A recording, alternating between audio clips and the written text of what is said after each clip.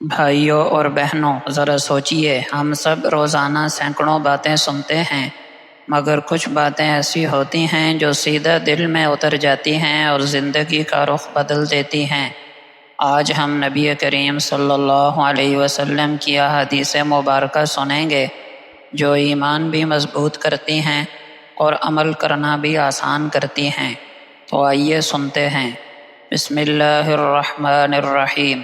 سیدنا عقبہ ابن عامر رضی اللہ عنہ سے روایت ہے کہ نبی اکرم صلی اللہ علیہ وسلم نے فرمایا، یقیناً صدقہ اپنے مالک یعنی صدقہ کرنے والے سے قبر کی گرمی کو ختم کرتا ہے، اور مومن روز قیامت اپنے صدقے کے سائے میں کھڑا ہوگا۔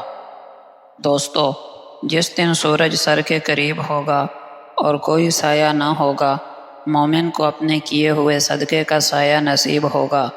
اگرچہ صدقہ دوسروں کی مدد کے لیے ہوتا ہے، لیکن سب سے پہلا فائدہ خود صدقہ کرنے والے کو پہنچتا ہے۔ قیامت کا دن نہایت سخت ہوگا۔ اس دن انسان کے لیے ڈھال اور سایہ بن کر صدقہ کھڑا ہوگا۔ نبی کریم صلی اللہ علیہ وسلم نے فرمایا، جہنم کی آگ سے بچ جاؤ، چاہے کھجور کا ایک ٹکڑا صدقہ کر کے ہی کیوں نہ ہو۔ معلوم ہوا صدقہ چاہے وہ کتنا ہی معمولی کیوں نہ ہو، آخرت میں ڈھال بن سکتا ہے۔ اللہ کے نزدیک نیت کا اخلاص صدقے کی اصل قیمت ہے، نہ کہ اس کی مقدار۔ کھجور کا ایک ٹکڑا بھی صدقہ ہو سکتا ہے، اس لیے نیکی کو کبھی چھوٹا نہ سمجھا جائے۔ ہو سکتا ہے یہی مغفرت کا سبب بن جائے۔ یہ حدیث ہمیں بتاتی ہے کہ صدقہ کرنے کے لیے مالدار ہونا ضروری نہیں، ہر شخص اپنی استطاعت کے مطابق نیکی کر سکتا ہے۔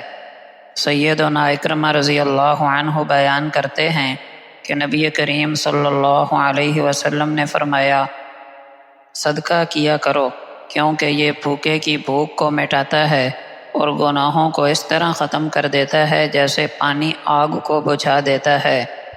دوستو، نبی کریم صلی اللہ علیہ وسلم نے صدقے کی فضیلت بیان کرتے ہوئے دو بڑے اثرات کا ذکر فرمایا۔ ایک معاشرتی فائدہ، صدقہ بھوکوں کا پیٹ بھرتا ہے، ضرورت مندوں کی ضرورت پوری کرتا ہے اور معاشرے میں ہمدردی اور بھائی چارہ پیدا کرتا ہے۔ دوسرا روحانی فائدہ، جیسے پانی آگ کو فوراً بجھا دیتا ہے، ویسے ہی صدقہ دل کی گندگی اور گناہوں کو مٹا دیتا ہے اور اللہ کی رحمت کو اپنی طرف متوجہ کرتا ہے اور آخرت کی کامیابی کا ذریعہ بنتا ہے۔